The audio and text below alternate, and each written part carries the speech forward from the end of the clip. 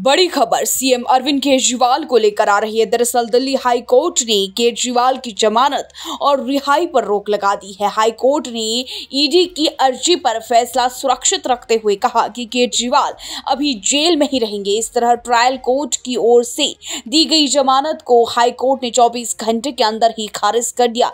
अब high court में एक बार फिर बहस का दौर चलेगा और इस पर 2 से 3 दिन में फैसला आ सकता है। बता दें केजरीवाल को ईडी ने शराब घोटाले मामले में मनी लॉन्ड्रिंग का आरोपी बनाया था। ट्रायल कोर्ट में वेकेशन जज न्याय बिंदु ने दोनों पक्षों की दलील सुनते हुए सीएम केजरीवाल को जमानत दी थी और ये भी कहा था कि वो 1 लाख के मुचकले पर जमानत पर रिहा हो सकते हैं।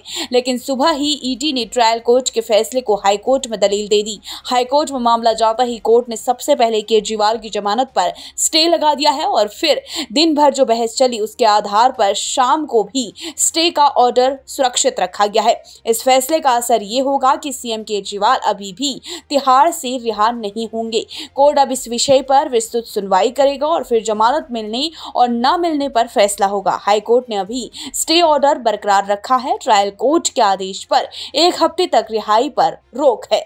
आपको बता दें केजरीवाल इस पूरे प्रकरण में पहले आरोपी हैं जिन्हें निचली अदालत से बेल मिली है। इनको ईडी ने गिरफ्तार किया है, सीबीआई ने गिरफ्तार नहीं किया है। अब संभव है कि सीबीआई अपना दांव चले। हालांकि इस मामले के बाकी दूसरे आरोपियों को भी ईडी मामले में निचली अदालत से रेगुलर बेल नहीं मिली है। कोर्ट का आदेश ये साफ तौर पर बता रहा है कि ईडी मनगढ़ंत तरीके से तथ्यों को हमारे खिलाफ इकट्ठा कर रही है। ईडी मनगढ़ंत तरीके से जो कागजात वो अपने पक्ष में बनवाते हैं उसको न्यायालय के सामने प्रस्तुत करते हैं, यानी कि दबाव में बयान लिए जाते हैं, गिरफ्तारियां की जाती हैं, सरकारी गवाह बनाए जाते हैं और उसके आधार पर केजरीवाल को गिरफ्तार किया जाता है। जो बयान लगता है कि केजरीवाल को फंसाने के लिए जरूरी है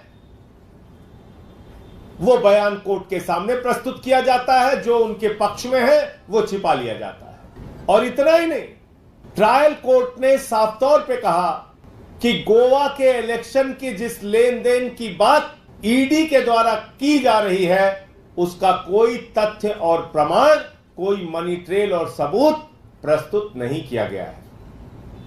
यानी सिर्फ कहानियां, झूठी कहानियां, बेबुनियाद कहानियां, फर्जी सबूत, फर्जी तथ्य, फर्जी प्रमाण। और मकसद क्या है?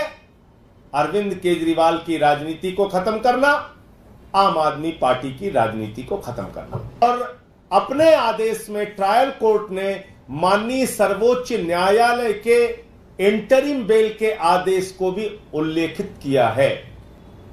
अरविंद केजरीवाल का नाम सीबीआई की एफआईआर में नहीं है।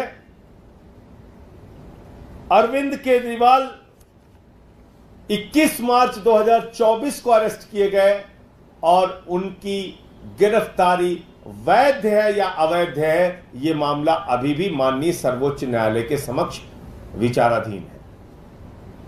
उस पर फैसला आना बाकी है। अरे ट्रायल कोर्ट का ऑर्डर अपलोड नहीं हुआ, ट्रायल कोर्ट के आदेश की कॉपी नहीं मिली, उससे पहले हाई कोर्ट पहुंच गए। कभी आज तक भारत के न्यायपालिका के इतिहास में आपने ऐसा सुना हो तो बताइए। मैं चुनौती देके कहना चाहता हूं, किसी न्यायालय के आदेश की कॉपी तक नहीं मिली।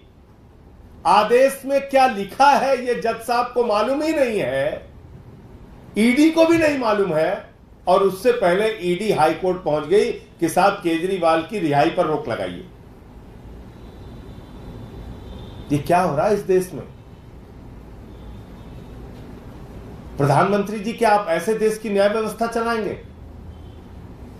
अपनी जांच एजेंसियों को इस तरह से कानून का माखौल उड़ाने के लिए हमेशा आगे करते रहेंगे?